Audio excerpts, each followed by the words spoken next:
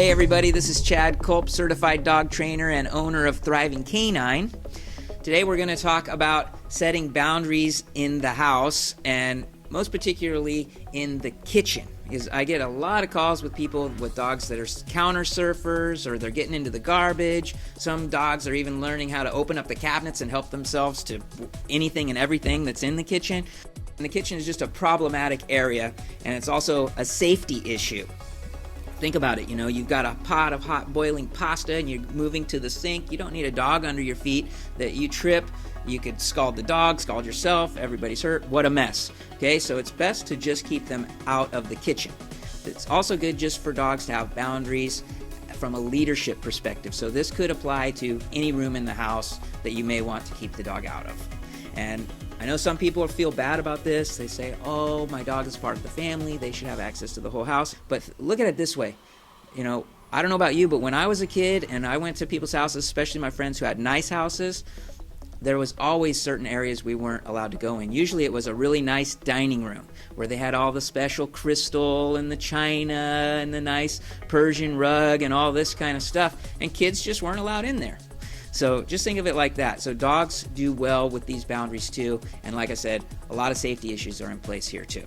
So how are we going to keep them out of there or get them out of there once they're in there? A lot of people try to just call them out, and that doesn't really get the message across to the dog. You're just calling them and they say, oh, hey, what's up? How you doing? So to let them know that there's something kind of wrong with that, you need to go into that space and then move them out. And with a little bit of firmness. You don't have to be mean about it, but let them know, hey, out, you're not allowed in here. And if you see our video that we did on using the force, that'll give you a little bit of what I'm talking about when I say project them out of there. So imagine that you're projecting force field out of your body and you're just moving them out. If they try to go this way, just block them off, step towards them, move them out. And just keep doing that until they get out, okay? Really important. Super important, when you're putting pressure on a dog, as soon as the dog yields to that pressure, the pressure has to come off. Even if this is invisible pressure where I'm not actually touching them. Or if you do, in some situations, you may have to nudge them a little bit. Block them with your leg and maybe just give a little nudge with your leg. But just enough to make your point. And then as soon as they yield to that pressure, pressure comes off. And as soon as they get past the line outside the kitchen, you back off. And then that lets them know, good job, thank you very much. That's the line.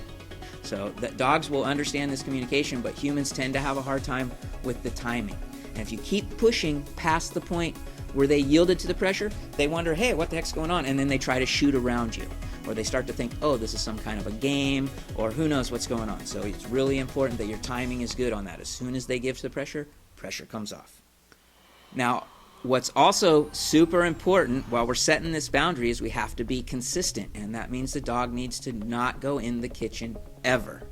And that means if you're taking a shower or you're in the office, or if you happen to be one of those people that leaves the house and leaves the dog in the house, you're not going to be there to police it. So you're going to need to put up a baby gate, or if you have a large opening to your kitchen area, you could put an X pin across there, or get creative if you have to, but you have to block that off somehow so the dog just doesn't have access to the kitchen when you're not there to let them know they made a mistake.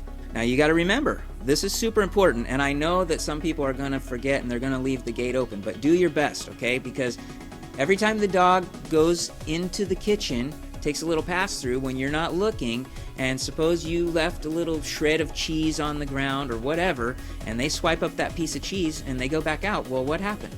They just got rewarded for going in the kitchen. And now you've really got competing motivators going on, right? One motivation is, well, the human doesn't seem to want me to go in there, and I might get in a little bit of trouble for it, but I might get a piece of cheese also. So that's really setting the whole thing up for failure. So you want to set yourself up for success by having those gates on there so they're just consistently staying out of there. The other side of it is when you are in the space to do a training exercise, then you could intentionally put temptations in there and intentionally leave the gate open. Maybe leave a little bit of food on the counter or a little bit of food on the floor, but you're going to be spying on the dog without the dog knowing that you're spying. So I don't know how the setup of your house is, but just so that you can see them without them knowing you're watching them.